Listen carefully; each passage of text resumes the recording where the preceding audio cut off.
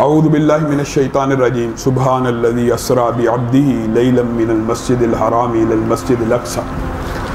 معزز سامعین گرامی قدر، گزشتہ دن شب معراج کے حوالے سے پاکستان کے اندر بہت سی محافل اور بہت سی ایسی باتیں منعقد کی گئی جس کے حوالے سے میں چند گزارشات آپ کے سامنے رکھنا چاہتا ہوں۔ جو نبی کریم صلی اللہ علیہ وسلم کا واقعہ معراج ہے، اس کے اندر بہت سی عبرتیں ہیں اور یہ ایک مستقل موضوع ہے، لیکن ان میں سے بعض پہلوؤں کو میں آپ کے سامنے رکھنا چاہتا ہوں۔ میرے بھائیوں، نبی کریم صلی اللہ علیہ وسلم کی جو معراج ہے وہ نبی کریم صلی اللہ علیہ وسلم کا خواب نہیں ہے، جس طرح منکرین حدیث نے معاشرے میں یہ فلسفہ پھیلایا ہوا ہے کہ نبی کریم کو خواب آیا تھا۔ یہ جھوٹ ہے۔ اگر یہ خواب آیا ہو تو خواب تو کسی کو بھی آ سکتا ہے، اس کے اندر کوئی اچنبے اور عجوبے کی کوئی بات ہی نہیں۔ ابو جہل، اس نے نبی کریم کی معراج کا انکار کیا، اور بعض لوگ یہ سمجھتے ہیں یار آپ لوگ معراج کا انکار کرتے۔ اور بھائیوں، اور میرے دیوبندی اور بریلوی بھائیوں، اپنے ذہنوں کو کھولو، ہمارا جو آپ کے ساتھ اختلاف ہے اس کو سمجھو۔ ہم یہ سمجھتے ہیں کہ نبی کریم صلی اللہ علیہ وسلم پورا دین دے کے گئے ہیں، نبی کریم صلی اللہ علیہ وسلم آپ کے زیادہ خیر خواہ ہیں، آپ کا پیر آپ کا خیر خواہ اتنا نہیں ہو سکتا، آپ کا مولوی اتنا خیر خواہ نہیں ہے جتنا نبی کریم آپ کے لیے خیر خواہ ہیں۔ آپ نے کہاں سے یہ بات گاڑ لی کہ میرے مولوی نے مجھے نیکی کا ایک ایسا عمل بتلایا ہے جو نعوذ باللہ نبی چھپا کے چلے گئے ہیں؟ اور میرے بھائیوں اور میرے بریلوی دوستوں، اس بات کو سمجھو، کیا تمہارا مولوی نبی کریم سے زیادہ تمہارے ساتھ مخلص ہے؟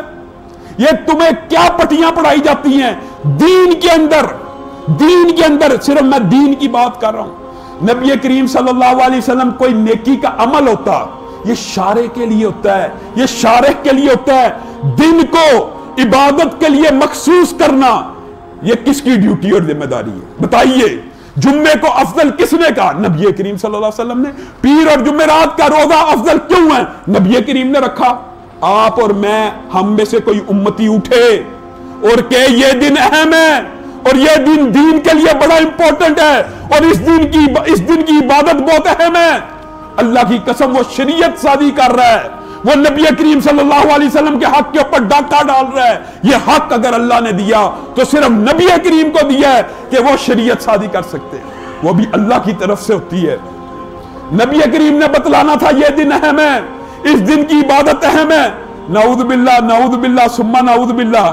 اور لوگوں، تم یہ کیا باتیں معاشرے کے اندر میرے بھائیوں آپ نے پھیلا دی ہے؟ نبی کریم چوری نعوذ باللہ چپکے اٹھے نعوذ باللہ، چپکے ساری رات عبادت کی، چپکے آ کے سو گئے۔ حضرت عائشہ کو بھی نہ پتہ لگنے دیا، پوری امت کو پتہ نہ لگنے دیا، کسی کو پتہ نہ لگ جائے، میں اکیلا نعوذ باللہ عبادت کروں۔ اور بھائیوں، یہ نبوت کا منصب ہے، یہ رسالت کا منصب ہے۔ رسول آتا اس کے لیے ہے، حریص علیکم بالمؤمنین رؤوف رحیم۔ نبی کریم اللہ کی قسم چاہتے ہیں پوری دنیا جنت میں چلی جائے۔ نبی کریم نیکی کا کوئی کام چھپا کے چلے گئے ہیں دنیا سے؟ جو کام تم نیکی کا سمجھ کے ایجاد کرو گے، تم شریعت سازی کر رہے ہو۔ تمہارا اختلاف یہ ہے، ہم معراج کا انکار نہیں کر رہے، معراج کا انکار تو ابو جہل نے کیا، اور نہ کہتے ہیں جی یہ جو اہل حدیث دیوبندی ہوتے ہیں نا، یہ معراج سے جلتے ہیں۔ نعوذ باللہ، معراج سے جلنے والا تو کفر کی سرحدوں پہ پہنچ جاتا ہے۔ معراج رسول کو تو ہم نے بیان کیا، ہم میں جو کہتے ہیں کہ نبی کریم روح کے ساتھ بھی جسم کے ساتھ معراج پہ گئے ہیں۔ تم نے تو کہانیاں گڑی ہوئی ہیں کہ خواب آیا تھا، معراج کے حقیقی قائل تو ہم ہیں۔ یہ تمہاری تو سٹوریاں، ہم تو تمہیں یہ بات بتلاتے ہیں، ہم تو تمہیں برزخ کی زندگی کے بارے میں یہ سمجھاتے ہیں۔ آؤ بھائیو، کہاں پہ بھٹکے ہوئے ہو؟ نبی کی ملاقات دیگر انبیاء سے کہاں پہ ہوئی؟ آپ بتلائیے، آسمانوں پہ ہوئی ہے کہ نہیں؟ تو انبیاء کی برزخی زندگی کہاں پہ ہے؟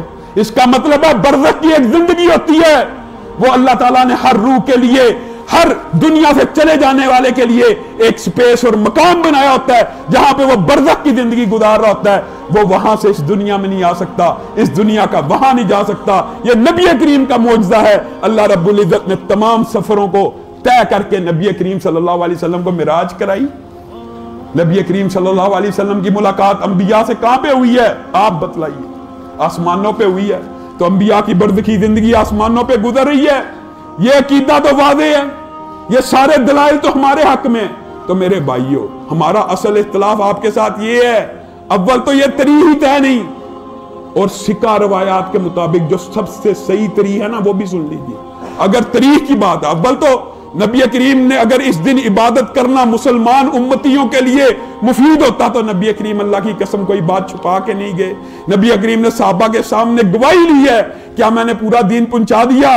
صحابہ نے کہا پہنچا دیا۔ اگر پورا دین پہنچ گیا تو پھر نبی کریم صلی اللہ علیہ وسلم کے اوپر نعوذ باللہ یہ الزام ہے کہ آپ نے ہمیں 27 رجب کی عبادت نہیں تھی بتائی، آج کے مولوی کو پتہ لگی 27 رجب کا روزہ رکھنا بڑا اچھا ہے، 27 رجب کی عبادت کرنا بڑا اچھا ہے۔ یہ آج کے مولوی کو اطلاع مل گئی ہے، نبی کریم کو نے اطلاع نہیں دی، اور حقیقت بات ہے، حقیقت اگر حساب کا بھی آپ تجزیہ کریں تو معراج کی رات جو بنتی ہے وہ 27 رمضان کے قریب بنتی ہے۔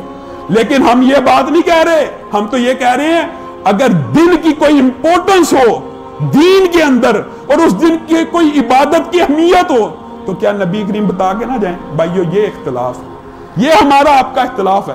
اور دوسرا اختلاف یہ ہے کہ یہ جو برے صغیر کے اندر آپ نے سسٹم بنایا ہوا ہے، ہر جمعرات کو برے صغیر میں مردے آتے جاتے ہیں، روحیں آتی جاتی ہیں، پوری دنیا میں اور کہیں نہیں آتی جاتی، صرف پاکستان، ہندوستان، بنگلہ دیش ادھر آتی جاتی، اور کہیں نہیں آتی جاتی۔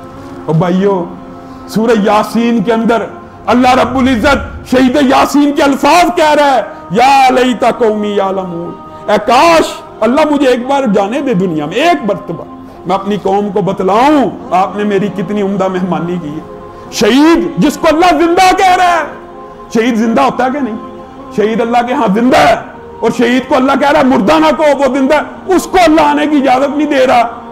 اور ایک عام مسلمان کی روح ہر جمعرات گھر آ جاتی ہے کہ نان دیے جائیں، فلاں دیا جائے۔